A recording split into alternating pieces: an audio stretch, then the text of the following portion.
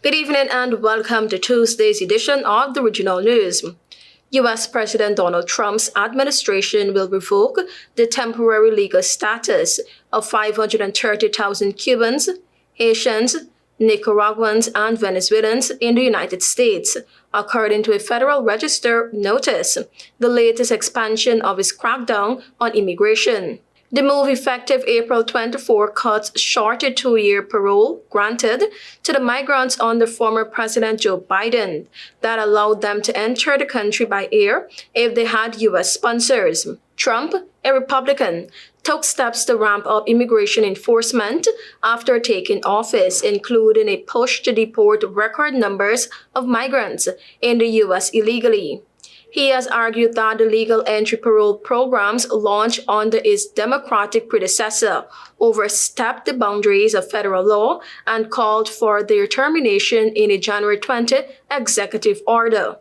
Trump said on March 6 that he would decide, quote-unquote, very soon, whether to strip the parole status from some 240,000 Ukrainians who fled to the U.S.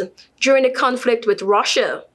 Trump's remarks came in response to a Reuters report that said his administration planned to revoke the status for Ukrainians as soon as April.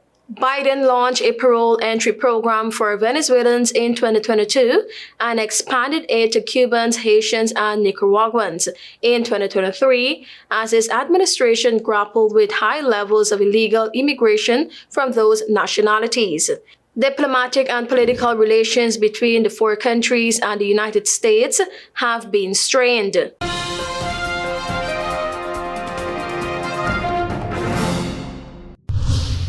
U.S. President Donald Trump on Monday issued an executive order declaring that any country buying oil or gas from Venezuela will pay a 25% tariff on trades with the U.S., while his administration extended a deadline for U.S. producer Chevron to wind down operations in the South American country.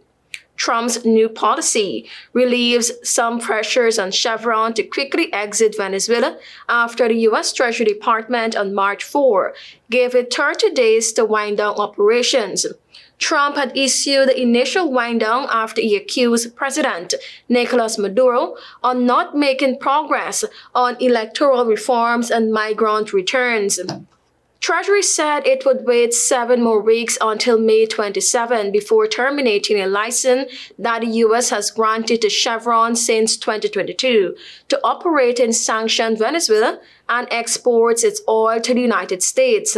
Chevron's extension came hours after Trump announced the new tariff, saying Venezuela has sent, quote-unquote, tens of thousands of people to the United States who have a very violent nature.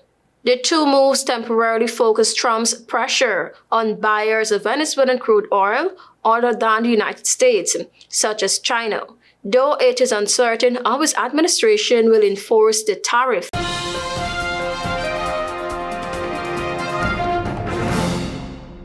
The United States Department of State has confirmed that U.S. Secretary of State Marco Rubio is set to visit Jamaica this week to advance President Donald Trump's foreign policy priorities in the Caribbean. A statement from the department on Monday said, in addition to Jamaica, Rubio will visit Guyana and Suriname from Wednesday, March 26 to Thursday, March 27.